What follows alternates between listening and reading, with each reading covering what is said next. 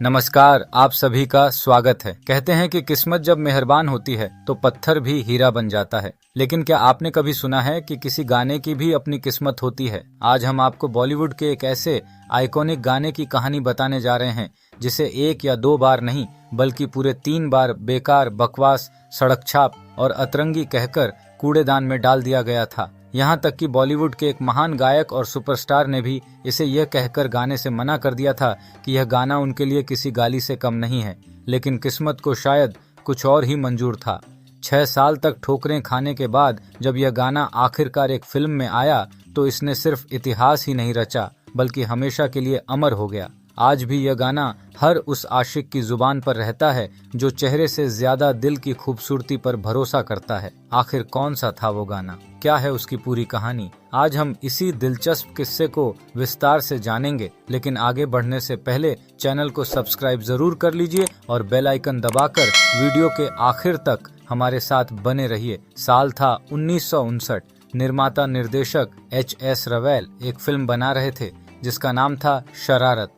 इस फिल्म में किशोर कुमार, राजकुमार, मीना कुमारी और कुमकुम जैसे बड़े कलाकार मुख्य भूमिकाओं में नजर आने वाले थे। फिल्म के संगीत की जिम्मेदारी दी गई थी उस दौर की सबसे सुपरहिट जोड़ी शंकर जयकिशन को, जबकि गीत लिख रहे थे शैलेंद्र और हसरत जयपुरी। फिल्म के लिए कुल 9 गाने रिकॉर्ड किए जा चुके थे जिनमें किशोर कुमार, मोहम्मद रफी, लता मंगेशकर और गीता दत्त जैसे दिग्गज गायकों ने अपनी आवाज दी थी। लेकिन बहुत कम लोग जानते हैं कि फिल्म शरारत के लिए शंकर जयकिशन ने एक 10वां गाना भी तैयार किया था जिसे बाद में फिल्म से बाहर कर दिया गया। किशोर दा को लोग दुनिया के महानतम गायकों में गिनते हैं, लेकिन वो सिर्फ एक गायक नहीं थे। वो एक शानदार अभिनेता, निर्माता, निर्देशक, संगीतकार और गीतकार भी थे। इस फिल्म में किशोर दा ने इतना शानदार अभिनय किया था कि आज भी उनकी कॉमिक टाइमिंग की मिसाल दी जाती है। बड़े बड़े कॉमेडियन मानते हैं कि किशोर दा जैसा नेचुरल अभिनय करना बेहद मुश्किल काम है। खुद असरानी जैसे दिग्गज कलाकार ये कह चुके हैं कि उन्होंने एक्टिंग की बहुत सी बारीकियां किशोर दा को देखकर सीखी थीं। मैंने किशोर कुमार को देखा तो हीरो ही, मगर जो टाइमिंग थी उनकी कॉमेडी की वो कमाल थी। तो मैं इन लोगों से सीखा कि टाइमिंग क्या होती है। ये वर इंस्पायर्ड पीपल, वाकई सही थे। किशोर दा के अभिनय का असर ऐसा था कि उनकी इसी फिल्म का एक सीन आगे चलकर गोविंदा की सुपरहिट फिल्म राजा बाबू में भी इस्तेमाल किया गया। क्या चाहती हैं आप लोग? हमें आपका प्रेम चाहिए रानी। जो कुछ भी उम्मीद लेकर आई हैं बेखटके मुझसे कह दीजिए अपनी बहन समझकर। बहन? अजी वो तो हम आपको जिंदगी भर नहीं समझ सकते। क्यों? इसलिए कि अभी कुंवारी है आप। सुहागनों में उठने बैठने के दिन है आपके। भगवान वो दिन कभी भी न लाए कि हमें आपको बहन समझना पड़े। ये लीजिए 30 रुपए। जुग जुग जियो मेरी रानी। भगवान करे अच्छा जबर मिले आपको। दिल का इतना साफ जैसे कुंदन, स्वभाव का इतना ठंडा जैसे चंदन का चंदन। चंदन? सुनिए, इस चंदन नाम से मुझे बहुत प्यार है। चिंता न करो रानी, भगवान की दया से तुम्हारे बर का नाम चंदन नहीं होगा, चंदन नहीं होगा। इस आशीर्वाद के लिए मैं आपको कुछ सौगात देना चाहती हूँ। जुग जुग जियो रानी। बड़ी बदतमीज लड़की हो, विधवा पर हाथ उठाते शर्म नहीं आती? गोविंदा ने उस सीन को अपने अंदाज में निभाया, लेकिन पुराने दर्शक तुरंत पहचान गए कि इसकी प्रेरणा किशोर दा की फिल्म शरारत से ली गई थी। क्या चाहिए आप लोगों को? हमें आपका प्रेम चाहिए रानी। क्यों नहीं, जो कुछ भी चाहिए अपनी छोटी बहन समझकर मांग लीजिए। बहन? वो तो मैं सपने में नहीं सोच सकती। क्यों? इसलिए कि अभी आप कुंवारी हैं, सुहागनों में उठने बैठने वाले आपके दिन हैं। भगवान न करे कोई ऐसा दिन आए कि हमें आपको बहन कहना पड़े। भगवान करे तुम्हें बहुत सुंदर वर मिले, बिल्कुल राजा जैसा। इस राजा नाम से मुझे बहुत प्यार है। सच? भगवान करे तुम्हारा वर राजा ही होगा। आपके इस आशीर्वाद के लिए मैं आपको कुछ और देना चाहती हूँ। ले ले, दे दे। बदतमीज लड़की, विधवा पर हाथ उठाती हो। राजा की आएगी बारात। पूजा निशा दमन मगन में। बहरहाल फिल्म शरारत में एक ऐसी सिचुएशन थी जहां फिल्म के हीरो किशोर कुमार अलग अलग भेष बदलकर मीना कुमारी को इम्प्रेस करने की कोशिश करते हैं। लेकिन जब मीना कुमारी उन पर ध्यान नहीं देती तब हीरो गाने के जरिए अपने दिल की बात कहता है। इसी सिचुएशन के लिए शंकर जयकिशन ने एक अनोखी धुन तैयार की और शैलेंद्र ने उसके बोल लिखे। चूंकि किशोर दा खुद एक बेहतरीन गायक थे, इसलिए तय हुआ कि यह गाना वही गाएंगे। लेकिन जैसे ही किशोर दा ने इसके बोल सुने, उन्होंने तुरंत मना कर दिया। उन्होंने साफ कहा, मैं यह गाना नहीं गाऊंगा और ना ही यह मेरी फिल्म में रहेगा। अब सवाल यह है कि आखिर किशोरदा ने ऐसा क्यों कहा।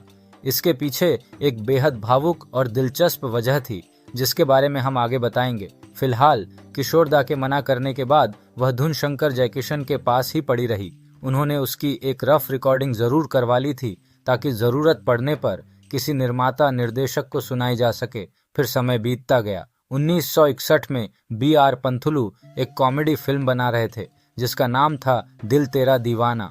फिल्म में शम्मी कपूर, महमूद और माला सिन्हा मुख्य भूमिकाओं में थे। शंकर जयकिशन को लगा कि शम्मी कपूर और महमूद की चुलबुली इमेज पर यह गाना बिल्कुल फिट बैठेगा। उन्होंने बड़ी उम्मीद के साथ यह धुन निर्माता निर्देशक B.R. पंथुलू को सुनाई, लेकिन गाना सुनने के बाद B.R. पंथुलू ने कहा, यह बहुत साधारण गाना है, इसके बोल भी काफी सड़क छाप लगते हैं। हमारी फिल्म में ऐसी कोई सिचुएशन नहीं है जहां इस गाने का इस्तेमाल किया जा सके, और इस तरह यह गाना दूसरी बार रिजेक्ट हो गया। फिर एक साल बाद 1962 में FC मेहरा फिल्म प्रोफेसर बना रहे थे जिसका निर्देशन लेख टंडन कर रहे थे। फिल्म में शम्मी कपूर, कल्पना मोहन और ललिता पवार मुख्य भूमिकाओं में थे। संगीत फिर से शंकर जयकिशन का था जिसके लिए उन्हें बाद में फिल्म फेयर पुरस्कार भी मिला। जब यहाँ यह गाना सुनाया गया तो मेकर्स ने हंसते हुए कहा, अरे भाई, हमारी फिल्म का नाम प्रोफेसर है और आप ये कैसा अतरंगी गाना लेकर आ गए। ये हमारी कहानी और किरदारों में बिल्कुल फिट नहीं बैठता। और इसी के साथ ये गाना तीसरी बार भी रिजेक्ट कर दिया गया। लगातार 3 बार रिजेक्ट होने के बाद शंकर जयकिशन ने भी लगभग हार मान ली थी। उन्हें लगने लगा था कि शायद यह गाना कभी किसी फिल्म का हिस्सा नहीं बन पाएगा। समय गुजरता गया, 4 साल और बीत गए। फिर आया साल 1965। निर्माता N.N. सिप्पी और निर्देशक राजा नवाथे एक सस्पेंस थ्रिलर हॉरर फिल्म बना रहे थे जिसका नाम था गुमनाम। फिल्म में मनोज कुमार, नंदा, प्राण और महमूद जैसे बड़े कलाकार मुख्य भूमिकाओं में थे। फिल्म की कहानी काफी गंभीर और रहस्य से भरी हुई थी। मेकर्स चाहते थे कि बीच बीच में कुछ हल्के और मनोरंजक पल भी आएं ताकि दर्शकों को थोड़ी राहत मिल सके। इसीलिए तय हुआ कि फिल्म में महमूद के किरदार यानी बटलर पर एक मजेदार कॉमेडी गाना फिल्माया जाएगा। एक दिन इसी सिलसिले में मीटिंग चल रही थी, तभी अचानक शंकर जयकिशन को अपनी वही पुरानी धुन याद आ गई जो सालों से डिब्बे में बंद पड़ी थी। उन्होंने तुरंत वह गाना मेकर्स और महमूद को सुनाया। गाना सुनते ही महमूद खुशी से उछल पड़े। उन्हें लगा कि यही वो गाना है जिसकी फिल्म को जरूरत थी। लेकिन असली ड्रामा तो अब शुरू होने वाला था। फिल्म के लीड हीरो मनोज कुमार को यह गाना बिल्कुल पसंद नहीं आया। उन्होंने निर्देशक राजा नवाथे और निर्माता N.N. सिप्पी से कहा कि इस गाने को फिल्म से हटा दिया जाए। दरअसल मामला सिर्फ गाने का नहीं था बल्कि स्टारडम और लाइमलाइट का भी था। उस दौर में महमूद की लोकप्रियता इतनी जबरदस्त थी कि लोग सिर्फ उनकी कॉमेडी देखने के लिए टिकट खरीदते थे।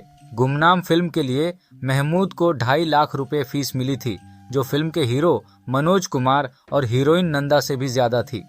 मनोज कुमार को डर था कि अगर महमूद पर यह सोलो गाना फिल्माया गया तो वह पूरी फिल्म की लाइमलाइट अकेले लूट ले जाएंगे। इसी वजह से मनोज कुमार ने निर्माता N.N. सिप्पी पर दबाव डाला कि या तो यह गाना हटाइए या फिर महमूद को फिल्म से बाहर कीजिए। लेकिन सिप्पी साहब अपने फैसले पर अडिग रहे। उन्होंने मनोज कुमार से साफ कह दिया, अगर आप चाहें तो फिल्म छोड़ सकते हैं, लेकिन फिल्म महमूद और इस गाने दोनों के साथ ही बनेगी। सारी अड़चनों और विवादों के बाद आखिरकार गाने की रिकॉर्डिंग शुरू हुई। चूंकि गुमनाम के बाकी गाने मोहम्मद रफ़ी साहब गा रहे थे, इसलिए तय किया गया कि यह गाना भी वही गाएंगे। शैलेंद्र जी ने पुराने बोलों में थोड़ा बहुत बदलाव किया और फिर गाने को नए अंदाज में तैयार किया गया। या अल्लाह, काले से डर गए क्या? हम काले हैं तो क्या हुआ, दिल वाले हैं। जब रफ़ी साहब रिकॉर्डिंग के लिए स्टूडियो पहुंचे तो उन्होंने इस गाने को इतनी मस्ती, इतनी खूबसूरती और इतने शानदार अंदाज में गाया कि आंख बंद करके सुनने पर ऐसा लगता था जैसे खुद महमूद गा रहे हों। हम काले हैं तो क्या हुआ, दिल वाले हैं। उधर महमूद भी इस गाने को लेकर पूरी तैयारी में जुट गए थे। उन्होंने इसके लिए खास हैदराबादी एक्सेंट चुना और एक मजेदार लुंगी वाले किरदार का लुक तैयार किया। इतना ही नहीं, इस गाने की कोरियोग्राफी भी महमूद ने खुद की थी।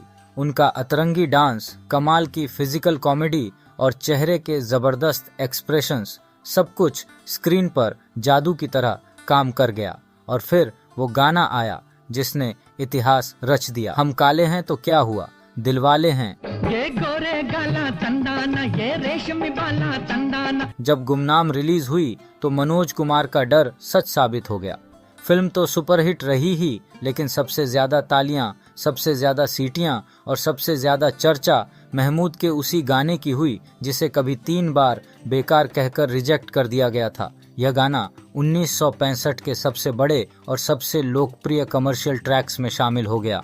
ये 16 साला चंदाना, है तेरे ख्याला चंदाना। अब सवाल आता है कि आखिर किशोर दा ने इस गाने को रिजेक्ट क्यों किया था। दरअसल जब किशोर कुमार इंडस्ट्री में नए नए आए थे तब उनके बड़े भाई अशोक कुमार, जिन्हें लोग प्यार से दादा मुनि कहते थे, बहुत बड़े सुपरस्टार बन चुके थे। अशोक कुमार लंबे, गोरे और बेहद आकर्षक व्यक्तित्व वाले इंसान थे। एक बार किशोर दा अपने भाई अशोक कुमार के साथ एक फिल्मी पार्टी में गए। वहां अशोक कुमार ने बड़े प्यार से सबको बताया, यह मेरा छोटा भाई किशोर है। लेकिन तभी वहां मौजूद एक निर्माता ने किशोर दा को ऊपर से नीचे तक देखा और ताना मारते हुए कहा, अरे यह तो काफी काला है। सिर्फ वही नहीं, जब भी किशोर दा काम मांगने अलग अलग प्रोड्यूसर्स के पास जाते तो लोग उनका मजाक उड़ाते। कोई कहता, कहाँ दादा मुनि और कहाँ तुम, न तुम्हारा रंग गोरा है और न ही तुम्हारा कद लंबा। रंग रूप को लेकर मिले इन तानों ने किशोर दा के दिल पर बहुत गहरी चोट पहुंचाई थी।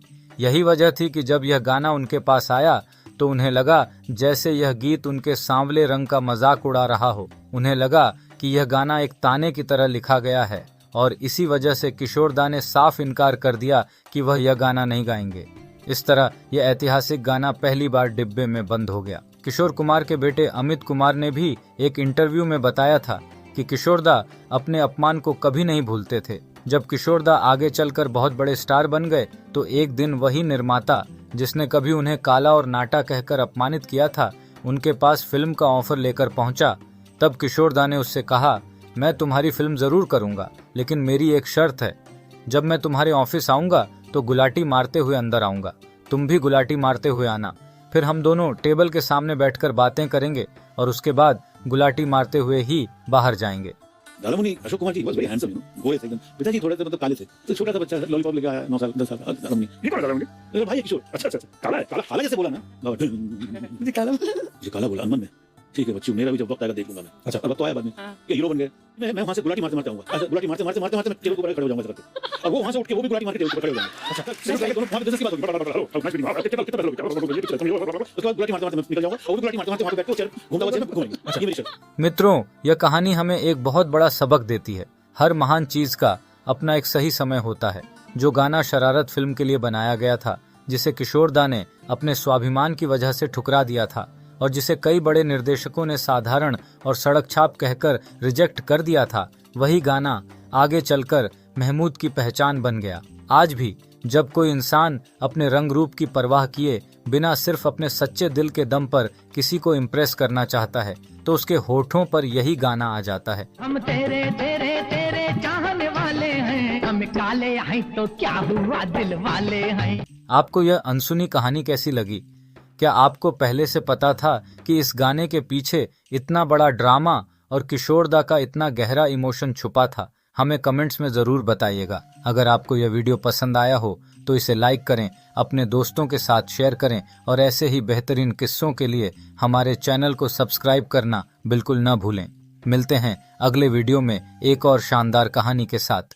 तब तक के लिए मुस्कुराते रहिए, गीत सुनते रहिए। जय हिंद, धन्यवाद।